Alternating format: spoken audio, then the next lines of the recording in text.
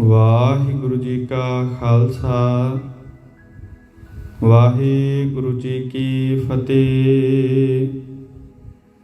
ਕਬੀਰ ਸੋਈ ਕੁਲ ਭਲੇ ਜਾਂ ਕੁਲ ਹਰਿ ਕੋ ਦਾਸ। ਹੇ ਕਬੀਰ, ਜਿਸ ਕੁਲ ਵਿੱਚ ਪਰਮਾਤਮਾ ਦਾ ਸਿਮਰਨ ਕਰਨ ਵਾਲਾ ਭਗਤ ਪ੍ਰਗਟ ਹੋ ਪਏ, ਉਹੀ ਕੁਲ ਸੁਲੱਖਣੀ ਹੈ। ਜੇ ਕੁਲ ਦਾਸ ਨਾ ਉਪਜੈ, ਸੋ ਕੁਲ ਢਾਕ ਪਲਾਸ।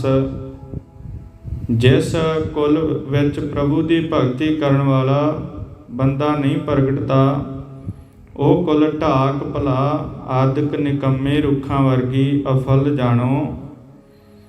ਕਬੀਰ ਹੈ ਗਏ ਬਾਹਨ ਸਕਨ ਘਨ, ਲਾਖ ਤਜਾ ਫੈਰਾਹੀ। ਹੇ ਕਬੀਰ, ਜੇ ਸਵਾਰੀ ਕਰਨ ਲਈ ਬੇਅੰਤ ਘੋੜੇ ਤੇ ਹਾਥੀ ਹੋਣ, ਜੇ ਮਹੱਲਾਂ ਉੱਤੇ ਲੱਖਾਂ ਝੰਡੇ ਝੂਲਦੇ ਹੋਣ, ਇਤਨਾ ਤੇਜ ਪ੍ਰਤਾਪ ਵੀ ਹੋਵੇ, ਪਰ ਪਰਮਾਤਮਾ ਦੇ ਨਾਮ ਤੋਂ ਖੁੰਝੇ ਰਹਿ ਕੇ ਇਹ ਰਾਜ ਭਾਗ ਕਿਸੇ ਕੰਮ ਦਾ ਨਹੀਂ ਹੈ। ਯਾ ਸੁਖ ਤੇ ਭਿਖਿਆ ਬਲੀ, ਜੋ ਹਰ ਸਿਮਰਤ ਦਿਨ ਜਾਹੀ। ਜੇ ਪ੍ਰਮਾਤਮਾ ਦਾ ਸਿਮਰਨ ਕਰਦਿਆਂ ਜ਼ਿੰਦਗੀ ਦੇ ਦਿਨ ਗੁਜ਼ਰਨ, ਤਾਂ ਉਸ ਸਿਮਰਨਹੀਨ ਰਾਜ ਭਾਗ ਦੇ ਸੁੱਖ ਨਾਲੋਂ ਉਹ ਟੁੱਕਰ ਚੰਗਾ ਹੈ ਜੋ ਲੋਕਾਂ ਦੇ ਦਰ ਤੋਂ ਮੰਗਤੇ ਫਕੀਰ ਖਾਂਦੇ ਹਨ। ਕਬੀਰ ਸਭ ਜਗ ਹੋਂ ਫਿਰਿਓ, ਮਾਂਦਲ ਕੰਧ ਚੜਾਏ। ਹੇ ਕਬੀਰ, ਢੋਲ ਮੋਢਿਆਂ ਤੇ ਰੱਖ ਕੇ ਮੈਂ ਵਜਾਉਂਦਾ ਫਿਰਿਆ ਹਾਂ ਤੇ ਸਾਰਾ ਜਗਤ ਗਾਇਆ ਹੈ। ਮੈਂ ਪੁੱਛਦਾ ਫਿਰਿਆ ਹਾਂ ਕਿ ਦੱਸੋ ਭਾਈ, ਇਸ ਰਾਜ ਭਾਗ ਮਹਿਲ ਮਾੜੀਆਂ ਸਾਕ ਸੰਬੰਧੀ ਵਿੱਚੋਂ ਕੋਈ ਤੋੜ ਨਿਭਣ ਵਾਲਾ ਸਾਥੀ ਵੀ ਕਿਸੇ ਨੇ ਵੇਖਿਆ ਹੈ, ਪਰ ਕਿਸੇ ਨੇ ਹਾਮੀ ਨਹੀਂ ਭਰੀ। ਕੋਈ ਕਾਹੂ ਕੋ ਨਹੀਂ, ਸਭ ਦੇਖੀ ਠੋਕ ਬਜਾਈ। ਸੋ ਸਾਰੀ ਸ੍ਰਿਸ਼ਟੀ ਮੈਂ ਚੰਗੀ ਤਰ੍ਹਾਂ ਪਰਖ ਕੇ ਵੇਖ ਲਈ ਹੈ, ਕੋਈ ਵੀ ਕਿਸੇ ਦਾ ਤੋੜ ਨਿਭਣ ਵਾਲਾ ਸਾਥੀ ਨਹੀਂ ਹੈ। ਅਸਲ ਸਾਥੀ ਸਿਰਫ ਪਰਮਾਤਮਾ ਦਾ ਨਾਮ ਹੈ। ਇਸ ਵਾਸਤੇ ਰਾਮ ਨਾ ਛੋਡੀਐ, ਤਨ ਧਨ ਜਾਏ ਤਾਂ ਜਾਓ। ਮਾਰਗ ਮੋਤੀ ਬਿਥਰੇ, ਅੰਦਾ ਨਿਕਸਿਓ ਆਈ। ਪਰਮਾਤਮਾ ਦੇ ਗੁਣ ਮਾਨੋ ਮੋਤੀ ਹਨ, ਜੋ ਇਨਸਾਨੀ ਜ਼ਿੰਦਗੀ ਦੇ ਸਫ਼ਰ ਦੇ ਰਸਤੇ ਵਿੱਚ ਖਿਲਰੇ ਹੋਏ ਹਨ। ਭਾਵ ਇਹ ਮੋਤੀ ਲੈਣ ਵਾਸਤੇ ਕੋਈ ਧਨ ਪਦਾਰਥ ਨਹੀਂ ਖਰਚਣਾ ਪੈਂਦਾ, ਪਰ ਇੱਥੇ ਗਿਆਨਹੀਨ ਅੰਨਾ ਮਨੁੱਖ ਆ ਪੜਿਆ ਹੈ। ਜੋਤ ਬਿਨਾ ਜਗਦੀਸ਼ ਕੀ, ਜਗਤ ਉਲੰਘੇ ਜਾਏ। ਪਰਮਾਤਮਾ ਦੀ ਬਖਸ਼ੀ ਹੋਈ ਗਿਆਨ ਦੀ ਜੋਤ ਤੋਂ ਬਿਨਾ ਜਗਤ ਇਹਨਾਂ ਮੋਤੀਆਂ ਨੂੰ ਪੈਰਾਂ ਹੇਠ ਲਤਾੜਦਾ ਤੁਰਿਆ ਜਾ ਰਿਹਾ ਹੈ। ਮਨੁੱਖ ਨੂੰ ਪਰਮਾਤਮਾ ਦੀ ਸਿਫਤ ਸਲਾਹ ਕਰਨ ਦੀ ਕਦਰ ਨਹੀਂ ਪੈਂਦੀ। ਪ੍ਰਭੂ ਆਪ ਹੀ ਮਿਹਰ ਕਰੇ ਤਾਂ ਇਹ ਜੀਵ ਗੁਣ ਗਾ ਸਕਦਾ ਹੈ। ਬੂਢਾ ਬੰਸ ਕਬੀਰ ਕਾ, ਉਪਜਿਓ ਪੂਤ ਕਮਾਲ। ਹੈ ਗਏ ਬਾਹਨ ਸ਼ਕਨ ਘਨ, ਅਤੇ ਲਾਖ ਧਜਾ ਵਿੱਚੋਂ ਕੋਈ ਕਾਹੂ ਕੋ ਨਹੀਂ। ਇਹ ਗੱਲ ਮੈਂ ਡਿੱਠੀ ਠੋਕ ਬਜਾਏ। ਫਿਰ ਵੀ ਜੇ ਮੇਰਾ ਮੂਰਖ ਮਨ ਨੀਵੀਂ ਅਵਸਥਾ ਤੇ ਆ ਪੜਿਆ ਹੈ, ਤਾਂ ਮੈਂ ਕਬੀਰ ਦਾ ਸਾਰਾ ਹੀ ਟੱਬਰ, ਅੱਖਾਂ ਕੰਨ ਨੱਕ ਆਦਿਕ ਸਾਰੇ ਹੀ ਇੰਦਰੀਆਂ ਦਾ ਟੋਲਾ ਵਿਕਾਰਾਂ ਵਿੱਚ ਜ਼ਰੂਰ ਡੁੱਬ ਗਿਆ ਜਾਣੋ। ਹਰ ਕਾ ਸਿਮਰਨ ਛਾੜ ਕੇ, ਘਰ ਲੈ ਆਇਆ ਮਾਲ। ਕਿਉਂਕਿ ਪ੍ਰਮਾਤਮਾ ਦਾ ਸਿਮਰਨ ਛੱਡ ਕੇ ਮੈਂ ਆਪਣੇ ਅੰਦਰ ਮਾਇਆ ਦਾ ਮੋਹ ਵਸਾ ਲਿਆ ਹੈ। ਕਬੀਰ ਸਾਧੂ ਕੋ ਮਿਲਣੇ ਜਾਈਐ, ਸਾਥ ਨਾ ਲੀਜੈ ਕੋਇ। ਹੇ ਕਬੀਰ, ਰਾਮ ਨਾ ਛੋਡੀਐ ਤਨ ਧਨ ਜਾਏ ਤਾਂ ਜਾਓ। ਪਰ ਪ੍ਰਭੂ ਦਾ ਨਾਮ ਸਿਰਫ ਉਹਨਾਂ ਤੋਂ ਮਿਲਦਾ ਹੈ ਜਿਨ੍ਹਾਂ ਆਪਣੇ ਮਨ ਨੂੰ ਸਾਧ ਕੇ ਰੱਖਿਆ ਹੋਇਆ ਹੈ। ਜੋ ਆਪ ਸਾਧੂ ਹਨ ਸੋ ਸਾਧੂ ਦੀ ਸੰਗਤ ਕਰਨੀ ਚਾਹੀਦੀ ਹੈ। ਪਰ ਜੇ ਕਿਸੇ ਸਾਧੂ ਗੁਰਮੁਖ ਦੇ ਦਰਸ਼ਨ ਕਰਨ ਜਾਈਏ ਤਾਂ ਕਿਸੇ ਨੂੰ ਆਪਣੇ ਨਾਲ ਨਹੀਂ ਲੈ ਜਾਣਾ ਚਾਹੀਦਾ, ਕੋਈ ਸਾਥ ਉਡੀਕਣਾ ਨਹੀਂ ਚਾਹੀਦਾ, ਜਾਣ ਵਾਸਤੇ ਕੋਈ ਆਸਰੇ ਨਹੀਂ ਢੂੰਡਣੇ ਚਾਹੀਦੇ। ਮਤਾ ਕੋਈ ਮਮਤਾ ਬੱਧਾ ਸਾਥੀ ਢਿੱਲ ਮੱਠ ਹੀ ਕਰਾ ਦੇਵੇ। ਪਾਸ਼ੈ ਪਾਉ ਨਾ ਦੀਜੀਐ ਆਗੈ ਹੋਏ ਸੋ ਹੋਏ। ਕਿਸੇ ਗੁਰਮੁਖ ਦਾ ਦੀਦਾਰ ਕਰਨ ਗਿਆ ਕਦੇ ਪੈਰ ਪਛਾਹ ਨਾ ਰੱਖੀਏ, ਕਦੇ ਆਲਸ ਨਾ ਕਰੀਏ। ਸਗੋਂ ਉੱਧਰ ਜਾਂਦਿਆਂ ਜੇ ਕੋਈ ਔਖਿਆਈ ਵੀ ਆਵੇ ਤਾਂ ਪਈ ਆਵੇ। ਕਬੀਰ ਜਗ ਬਾਧਿਓ ਜੇ ਜੇ ਵਰੀ ਤੇ ਮਤ ਬੰਦੋ ਕਬੀਰ। ਹੇ ਕਬੀਰ, ਮਾਇਆ ਮੋਹ ਦੀ ਜਿਸ ਰੱਸੀ ਨਾਲ ਜਗਤ ਦਾ ਹਰੇਕ ਜੀਵ ਬੱਝਾ ਪਿਆ ਹੈ, ਉਸ ਰੱਸੀ ਨਾਲ ਆਪਣੇ ਆਪ ਨੂੰ ਬੱਝਣ ਨਾ ਦੇਈ। ਜੈ ਹੈ ਆਟਾ ਲੂਣ ਜਿਉ ਸੋਣ ਸਮਾਨ ਸਰੀਰ। ਇਹ ਸੋਨੇ ਵਰਗਾ ਕੀਮਤੀ ਮਨੁੱਖਾ ਸਰੀਰ ਮਿਲਿਆ ਹੈ। ਜੇ ਤੂੰ ਮੋਹ ਦੀ ਰੱਸੀ ਵਿੱਚ ਬੱਝ ਕੇ ਗੁਰਮੁਖਾਂ ਦੀ ਸੰਗਤ ਤੋਂ ਪਰੇ ਰਹਿ ਕੇ ਪਰਮਾਤਮਾ ਦਾ ਸਿਮਰਨ ਛੱਡ ਬੈਠਾ ਤਾਂ ਸਸਤੇ ਭਾਅ ਅਜਾਈ ਤਬਾਹ ਹੋ ਜਾਏਗਾ। ਕਬੀਰ ਹੰਸ ਉੱਡਿਓ ਤਨ ਗਾਡਿਓ ਸੋ ਜਾਈ ਸੈਨਾਹਾ। ਇਹ ਮਮਤਾ ਦੀ ਜੇਵੜੀ ਕੋਈ ਸਧਾਰਨ ਜਿਹਾ ਜੱਕੜ ਬੰਦ ਨਹੀਂ ਹੁੰਦਾ। ਹੇ ਕਬੀਰ, ਪਰਮਾਤਮਾ ਦੇ ਸਿਮਰਨ ਤੋਂ ਖੁੰਝ ਕੇ ਮਾਇਆ ਮੋਹ ਦੀ ਰੱਸੀ ਵਿੱਚ ਬੱਝੇ ਹੋਇਆਂ ਦਾ ਹਾਲ ਜੇ ਤੂੰ ਸਮਝਣਾ ਹੈ ਤਾਂ ਵੇਖ ਕੇ ਮੌਤ ਸਿਰ ਉੱਤੇ ਆ ਪੜਦੀ ਹੈ। ਜੀਵ ਆਤਮਾ ਸਰੀਰ ਵਿੱਚੋਂ ਨਿਕਲਣ ਤੇ ਹੁੰਦਾ ਹੈ। ਸਰੀਰ ਆਤਮਾ ਦੇ ਵਿਛੜਨ ਤੇ ਢਹਿ ਢੇਰੀ ਹੋਣ ਵਾਲਾ ਹੁੰਦਾ ਹੈ। ਫਿਰ ਵੀ ਮੋਹ ਦੀ ਜੇਵੜੀ ਨਾਲ ਬੱਝਾ ਹੋਇਆ ਜੀਵ ਸੈਣਤਾ ਨਾਲ ਹੀ ਪਿਛਲੇ ਸੰਬੰਧੀਆਂ ਨੂੰ ਸਮਝਾਉਂਦਾ ਹੈ। ਅਜੋ ਜਿਉ ਨਾ ਛੋਡਈ ਰੰਕਾਈ ਨੈਨਾ। ਉਸ ਵੇਲੇ ਵੀ ਪ੍ਰਭੂ ਚੇਤੇ ਨਹੀਂ ਆਉਂਦਾ, ਅਜੇ ਵੀ ਜੀਵ ਅੱਖਾਂ ਦੀ ਕੰਗਾਲਤਾ ਨਹੀਂ ਛੱਡਦਾ। ਕਬੀਰ ਨੈਣ ਨਿਹਾਰੋ ਤੁਝ ਕੋ ਸ਼੍ਰਵਣ ਸੁਣੋ ਤੋ ਨਾਉ। ਹੇ ਕਬੀਰ, ਪ੍ਰਭੂ ਦਰ ਤੇ ਅਰਦਾਸ ਕਰਤੇ ਆਖ, ਹੇ ਪ੍ਰਭੂ, ਤੈਨੂੰ ਵਿਸਾਰ ਕੇ ਜਿਸ ਮੋਹ ਜੇਵੜੀ ਨਾਲ ਜਗਤ ਬੱਝਾ ਪਿਆ ਹੈ ਤੇ ਮਰਨ ਦੇ ਵੇਲੇ ਤੱਕ ਵੀ ਅੱਖਾਂ ਦੀ ਕੰਗਾਲਤਾ ਨਹੀਂ ਛੱਡਦਾ, ਮਿਹਰ ਕਰ। ਉਸ ਜੇਵੜੀ ਤੋਂ ਬਚਣ ਲਈ ਮੈਂ ਆਪਣੀਆਂ ਅੱਖਾਂ ਨਾਲ ਹਰ ਪਾਸੇ ਤੇਰਾ ਹੀ ਦੀਦਾਰ ਕਰਦਾ ਰਹਾਂ, ਤੇਰਾ ਹੀ ਨਾਮ ਮੈਂ ਆਪਣੇ ਕੰਨਾਂ ਨਾਲ ਸੁਣਦਾ ਰਹਾਂ। ਬੈਨ ਉਚਰੋ ਤੋ ਨਾਮ ਜੀ ਚਰਨ ਕਮਲ ਰਿਦ ਠਾਓ। ਜੀਵ ਨਾਲ ਬਚਨਾਂ ਦੁਆਰਾ ਮੈਂ ਤੇਰਾ ਨਾਮ ਹੀ ਉਚਾਰਦਾ ਰਹਾਂ ਅਤੇ ਤੇਰੇ ਸੋਹਣੇ ਚਰਨਾਂ ਨੂੰ ਆਪਣੇ ਹਿਰਦੇ ਵਿੱਚ ਥਾਂ ਦੇ ਰੱਖਾਂ। ਕਬੀਰ ਸੁਰਗ ਨਰਕ ਤੇ ਮੈਂ ਰਹਿਓ ਸਤਿਗੁਰ ਕੇ ਪ੍ਰਸਾਦ।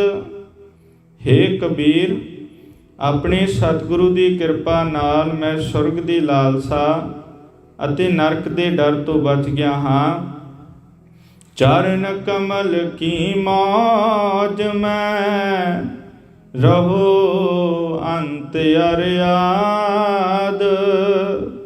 ਮੈਂ ਤਾਂ ਸਦਾ ਹੀ ਪ੍ਰਮਾਤਮਾ ਦੇ ਸੋਹਣੇ ਚਰਨਾਂ ਦੀ ਯਾਦ ਦੇ ਹੁਲਾਰੇ ਵਿੱਚ ਰਹਿੰਦਾ ਹਾਂ। ਕਬੀਰ ਚਰਨ ਕਮਲ ਕੀ ਮੌਜ ਕੋ ਕਹਿ ਕੈਸੇ ਉਨਮਾਨ। ਪਰ ਹੇ ਕਬੀਰ, ਪ੍ਰਭੂ ਦੇ ਸੋਹਣੇ ਚਰਨਾਂ ਵਿੱਚ ਟਿਕੇ ਰਹਿਣ ਦੇ ਹੁਲਾਰੇ ਦਾ ਅੰਦਾਜ਼ਾ ਕਿਵੇਂ ਕੋਈ ਦੱਸ ਸਕਦਾ ਹੈ। ਕਹਿਬੇ ਕੋ ਸ਼ੋਭਾ ਨਹੀਂ ਦੇਖਾ ਹੀ ਪਰਵਾਨਾ। ਜੀਭ ਨਾਲ ਉਸ ਮੌਜ ਦਾ ਬਿਆਨ ਕਰਨਾ ਫਬਦਾ ਹੀ ਨਹੀਂ ਹੈ। ਉਹ ਕਿੱਡਾ ਕੁ ਹੁਲਾਰਾ ਹੈ, ਇਹ ਤਾਂ ਉਹ ਹੁਲਾਰਾ ਲਿਆ ਹੀ ਤਸੱਲੀ ਹੁੰਦੀ ਹੈ। ਕਬੀਰ ਦੇਖ ਕੇ ਕਹਿ ਕਹੋ, ਕਹੇ ਨਾ ਕੋ ਪਤਿਆਏ।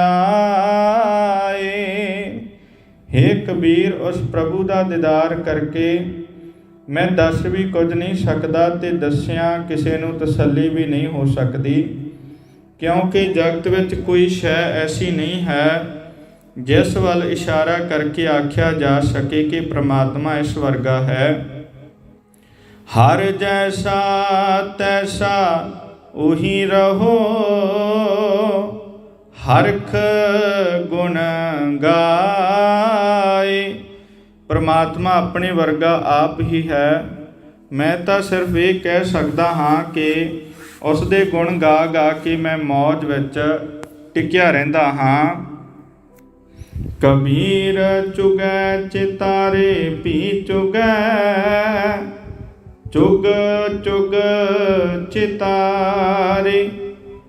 ਜੈਸੇ ਬਚਰੈ ਕੂੰਜ ਮਨ, ਮਾਇਆ ਮਮਤਾਰੇ।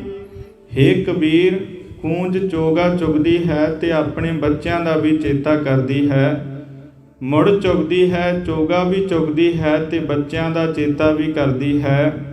ਜਿਵੇਂ ਕੂੰਜ ਦੀ ਸੁਰਤ ਹਰ ਵੇਲੇ ਆਪਣੇ ਬੱਚਿਆਂ ਵਿੱਚ ਰਹਿੰਦੀ ਹੈ, ਤਿਵੇਂ ਹਰਿ ਕਾ ਸਿਮਰਨ ਛਾੜ ਕੇ ਮਨੁੱਖ ਦਾ ਮਨ ਮਾਇਆ ਦੀ ਮਲਕੀਅਤ ਦੀ ਤਾਂਘ ਵਿੱਚ ਟਿਕਿਆ ਰਹਿੰਦਾ ਹੈ। ਕਬੀਰ ਅੰਬਰ ਕਨ ਹਰਿ ਛਾਇਆ, ਬਰਖ ਪਰੇ ਸਰ ਤਾਲ। ਹੇ ਕਬੀਰ, ਵਰਖਾ ਰੁੱਤੇ ਬੱਦਲ ਆਕਾਸ਼ ਵਿੱਚ ਚਾਰ ਸਫੇਰੇ ਵਿਸ ਜਾਂਦਾ ਹੈ। ਵਰਖਾ ਕਰਕੇ ਨਿੱਕੇ ਵੱਡੇ ਸਾਰੇ ਸਰੋਵਰ ਤਲਾਬ ਭਰ ਦਿੰਦਾ ਹੈ। ਚਾਤ੍ਰਿਕ ਜਿਉ ਤਰ ਸਤ ਰਹੈ, ਤਿਨ ਕੋ ਕੌਣ ਹਵਾਲ। ਪਰ ਪਪੀਹਾ ਫਿਰ ਵੀ ਵਰਖਾ ਦੀ ਬੂੰਦ ਨੂੰ ਤਰਸਦਾ ਤੇ ਕੂਕਦਾ ਰਹਿੰਦਾ ਹੈ। ਪਰਮਾਤਮਾ ਸਾਰੀ ਸ੍ਰਿਸ਼ਟੀ ਵਿੱਚ ਵਿਆਪਕ ਹੈ, ਪਰ ਮਾਇਆ ਦੀ ਮਮਤਾ ਵਿੱਚ ਫਸੇ ਹੋਏ ਜੀਵ ਉਸ ਦਾ ਦਰਸ਼ਨ ਨਹੀਂ ਕਰ ਸਕਦੇ। ਹਰਿ ਕਾ ਸਿਮਰਨ ਛਾੜ ਕੇ ਉਹ ਪਪੀਹੇ ਵਾਂਗ ਤਰਲੇ ਲੈਂਦੇ ਹਨ ਤੇ ਉਹਨਾਂ ਦਾ ਸਦਾ ਮੰਦਾ ਹਾਲ ਹੀ ਰਹਿੰਦਾ ਹੈ। ਕਬੀਰ ਚੱਕਈ ਜੋ ਨਿਸ ਬਿਸੁਰੈ, ਆਏ ਮਿਲੈ ਪਰਬਾਤ। ਹੇ ਕਬੀਰ, ਚੱਕਵੀ ਜਦੋਂ ਰਾਤ ਨੂੰ ਆਪਣੇ ਚਕਵੇ ਤੋਂ ਵਿਛੜਦੀ ਹੈ ਤਾਂ ਸਵੇਰ ਸਾਰ ਮੁੜ ਆ ਮਿਲਦੀ ਹੈ। ਰਾਤ ਦਾ ਹਨੇਰਾ ਇਹਨਾਂ ਦੇ ਮੇਲ ਦੇ ਰਸਤੇ ਵਿੱਚ ਰੁਕਾਵਟ ਬਣਿਆ ਰਹਿੰਦਾ ਹੈ। ਉਂਝ ਇਹ ਹਨੇਰਾ ਉਹਨਾਂ ਨੂੰ ਵੱਧ ਤੋਂ ਵੱਧ 4 ਪਹਿਰ ਹੀ ਵਿਛੋੜ ਸਕਦਾ ਹੈ। ਜੋ ਨਰ ਬਿਸਰੇ ਰਾਮ ਸਿਉ, ਨਾ ਦਿਨ ਮਿਲੇ ਨਾ ਰਾਤ। ਪਰ ਮਾਇਆ ਦੀ ਮਮਤਾ ਦਾ ਹਨੇਰਾ ਐਸਾ ਨਹੀਂ ਜੋ ਛੇਤੀ ਮੁੱਕ ਸਕੇ। ਇਹ ਤਾਂ ਜਨਮਾਂ ਜਨਮਾਂਤਰਾਂ ਤੱਕ ਖਲਾਸੀ ਨਹੀਂ ਕਰਦਾ। ਇਸ ਹਨੇਰੇ ਦੇ ਕਾਰਨ ਜੋ ਮਨੁੱਖ ਪ੍ਰਭੂ ਤੋਂ ਵਿਛੜਦੇ ਹਨ, ਉਹ ਨਾ ਦਿਨੇ ਮਿਲ ਸਕਦੇ ਹਨ ਨਾ ਰਾਤ ਨੂੰ। ਕਬੀਰ ਰਹਿ ਨਾਇਰ ਬਿਸ਼ੋਰਿਆ, ਰਹੋ ਰੇ ਸੰਖ ਮਜੂਰ। ਹੇ ਕਬੀਰ, ਸਮੁੰਦਰ ਤੋਂ ਵਿਛੜੇ ਹੋਏ ਹੇ ਸੰਖ, ਸਮੁੰਦਰ ਦੇ ਵਿੱਚ ਹੀ ਟਿਕਿਆ ਰਹੋ।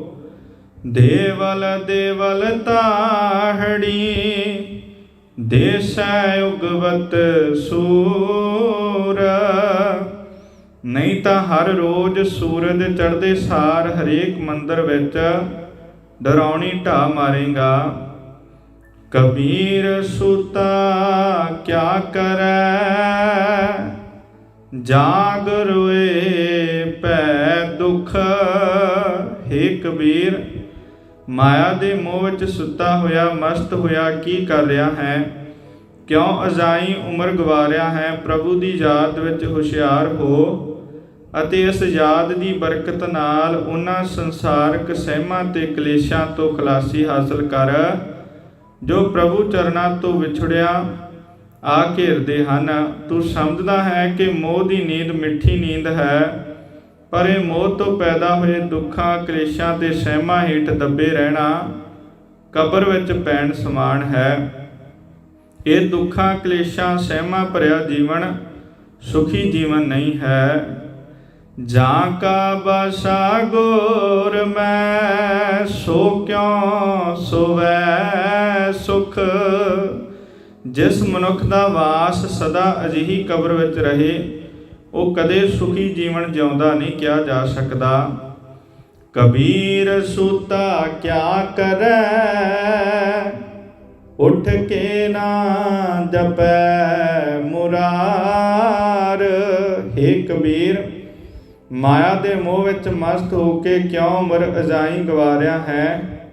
ਇਸ ਮੋਹ ਨੀਂਦ ਵਿੱਚੋਂ ਹੁਸ਼ਿਆਰ ਹੋ ਕੇ ਕਿਉਂ ਪ੍ਰਮਾਤਮਾ ਦਾ ਸਿਮਰਨ ਨਹੀਂ ਕਰਦਾ? ਇੱਕ ਦਿਨ ਸੋਵਨ ਹੋਏ ਗੋ, ਲਾਂਬੇ ਗੋਂਡ ਪਸਾਰ। ਇੱਕ ਦਿਨ ਅਜਿਹਾ ਬੇਬਸ ਹੋ ਕੇ ਸੌਣਾ ਪਏਗਾ ਕਿ ਮੁੜ ਉੱਠਿਆ ਹੀ ਨਹੀਂ ਜਾ ਸਕੇਗਾ।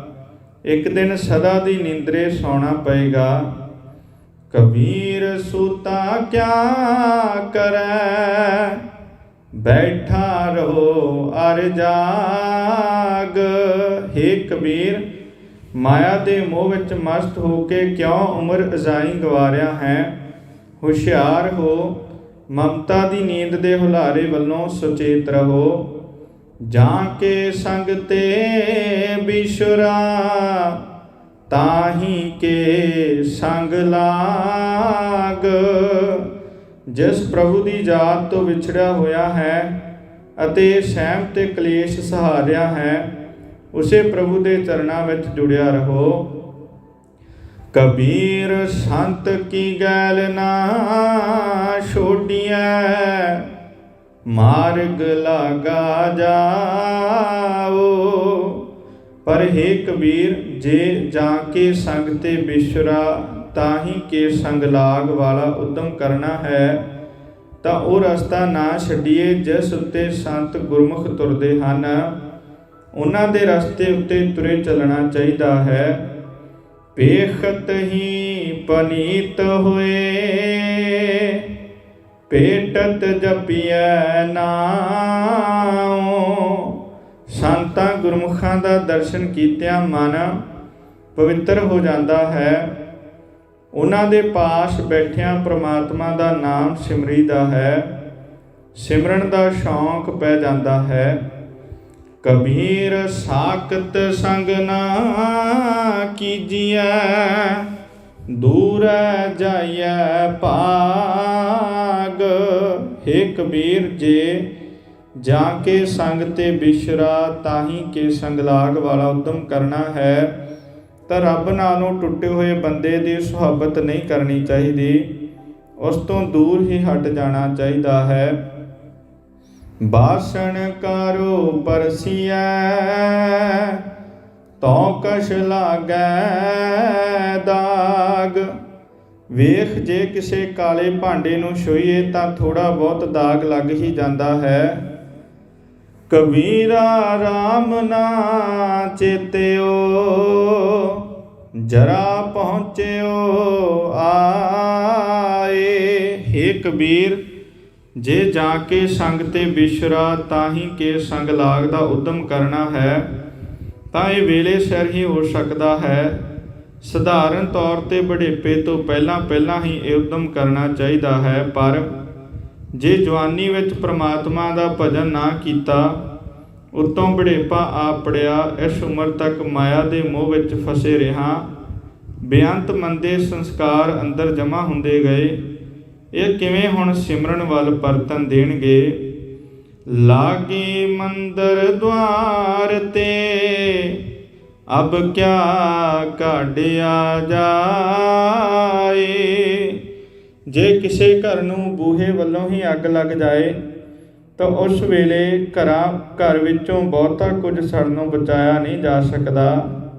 ਇਸੇ ਤਰ੍ਹਾਂ ਜੇ ਜਵਾਨੀ ਵਿਕਾਰਾਂ ਵਿੱਚ ਗਲ ਜਾਏ ਤਾਂ ਬੁਢੇਪੇ ਵਿੱਚ ਉਮਰ ਦੇ ਗਿਣਤੀ ਦੇ ਦਿਨ ਹੋਣ ਕਰਕੇ ਜੀਵਨ ਬਹੁਤ ਸੰਵਾਰਿਆ ਨਹੀਂ ਜਾ ਸਕਦਾ। ਕਬੀਰ ਕਾਰਨ ਸੋ ਪਇਓ ਜੋ ਕੀਨੋ ਕਰਤਾਰ। ਪਰ ਹੇ ਕਬੀਰ, ਜੇ ਸਿਮਰਨ ਤੋਂ ਖੁੰਝਿਆ ਹੀ ਜਵਾਨੀ ਲੰਘ ਗਈ ਹੈ ਅਤੇ ਬੁਢੇਪਾ ਆ ਜਾਣ 'ਤੇ ਹੁਣ ਸੂਝ ਪਈ ਹੈ ਤਾਂ ਵੀ ਨਿਰਾਸ਼ ਹੋਣ ਦੀ ਲੋੜ ਨਹੀਂ। ਸਿਮਰਨ ਪ੍ਰਭੂ ਦੀ ਆਪਣੀ ਬਖਸ਼ਿਸ਼ ਹੈ। ਜਦੋਂ ਦੇਵੇ ਤਦੋਂ ਹੀ ਜੀਵ ਸਿਮਰਨ ਕਰ ਸਕਦਾ ਹੈ। ਜਵਾਨੀ ਹੋਵੇ ਚਾਹੇ ਬੁਢੇਪਾ, ਸਿਮਰਨ ਕਰਨ ਦਾ ਸਬੱਬ ਉਹੀ ਬਣਦਾ ਹੈ ਜੋ ਕਰਤਾਰ ਆਪ ਬਣਾਏ।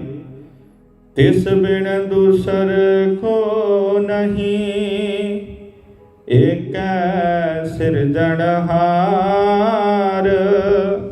ਇਹ ਦਾਤ ਕਿਸੇ ਵੀ ਜੀਵ ਦੇ ਹੱਥ ਵਿੱਚ ਨਹੀਂ ਹੈ। ਇਹ ਸਬੱਬ ਬਣਾਉਣ ਵਾਲਾ ਉਸ ਪ੍ਰਮਾਤਮਾ ਤੋਂ ਬਿਨਾਂ ਹੋਰ ਕੋਈ ਨਹੀਂ। ਸਿਰਫ ਸ੍ਰਿਸ਼ਟੀ ਦਾ ਰਚਨਹਾਰ ਆਪ ਹੀ ਇਹ ਸਬੱਬ ਬਣਾਉਣ ਜੋਗਾ ਹੈ।